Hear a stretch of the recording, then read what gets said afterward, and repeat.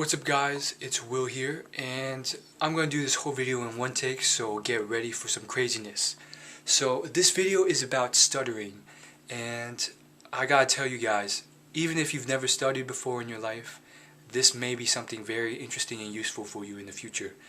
For those of you who still stutter or need help with that, this video will definitely help you guys. So I have a very, special kind of scenario where when I was younger, I don't think I stuttered at all. I was pretty confident. And then come elementary school, things went down the drain because I moved to a new place completely in the same state, but, different location. I left all my friends and everything behind. And starting elementary school, I didn't make the best first impression. And so, by nature I was shy and stuff. And so from there, I just developed this shy personality. And then come freaking, I would say high school was when I was really shy. And then starting, I would say, the end of high school and the start of college, for the first 1 to 2.5 years, I all of a sudden just gradually developed a stuttering problem. And it wouldn't be all the time, but it was often a lot of the time, especially when the people I was talking to weren't, people I knew really well or were comfortable with. And man, it sucked. But I kind of, just realized that, in the past I never started before, and all of a sudden it kind of just came out of nowhere. And so I knew it was probably a problem with anxiety and nervousness and self-confidence. And so this video is to help people like that. Even if you're really confident, I feel like this will help you in the future because it will make you even more confident, which will help you in business, etc., whatever you want help with, dating, business, your job. But for me, I realized it was not biological, because I also knew one person who had a stuttering problem, and it was biological, like as in he was born with it and there's something biologically wrong with him.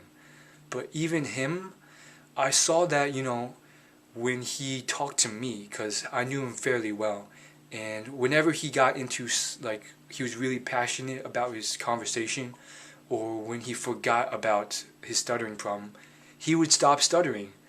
And, when he was really, concentrated on playing music or something like that, his stuttering would stop. And I really feel like what happened was his self-confidence either made his stuttering worse or better. And basically it has a lot to do with practice. One is just, stopping yourself and making sure, checking that you're not stuttering. And if you are, you want to talk slower, practice, by yourself and stuff like that. For me, I was never a freaking mass stutterer or anything like that, and my stuttering was always very mild, and it was definitely for sure caused by self-confidence and stuff like that, but it was there. And what I did was I realized, look, you didn't used to stutter at all. I'm telling you, this is a confidence thing. Just realize that these people, no matter what you say, it's not gonna freaking hurt you. So in time, I tried to use that, and I got better. And you just have to practice. On your own helps a lot, but you just gotta keep talking to people in person too, and work on it. You have to be consciously aware and consciously try and fix it. And if you're if you have self-confidence issues, you just gotta work on freaking, you know, going to the gym or getting a better self-image yourself. And that will help you in terms of confidence. And you always gotta like double check yourself. I say the word freaking a lot. I think I should fix that too. But you always got to check yourself. And so what happened with my friend was, you know, when I talked to him on Facebook or whatever, he would have no stuttering issues. So it was like talking to someone who was very eloquent in speech. His sentences would be so clear and the grammar would be perfect. So talking to him on Facebook was like completely different from talking to him in person. I knew it was a problem biologically, and believe it or not, whenever, you know, I really tried to get into conversation with him and make sure he forgot about the fact that he was stuttering so much and being so self-aware, he would stop stuttering. And I would always think to myself, if he would just realize that I don't really care and no one here is going to freaking judge you if you stutter so much, I said freaking again, sorry, then you probably wouldn't stutter so much if you weren't so like self-conscious about it. He oftentimes thought I was making fun of him for the stuttering when I smiled, but I was trying to be like nice. I was giving him like a nice, friendly, encouraging smile, but he would often misinterpret it. And misinterpreting things is often sometimes something people with low self-confidence do. I used to do it a lot. I still do it sometimes. And he did it, and it's basically just thinking people are thinking something negatively about you when they're either neutral or not thinking anything at all about you or something positive about you. And I did it a lot in many different types of scenarios, and he obviously did it there.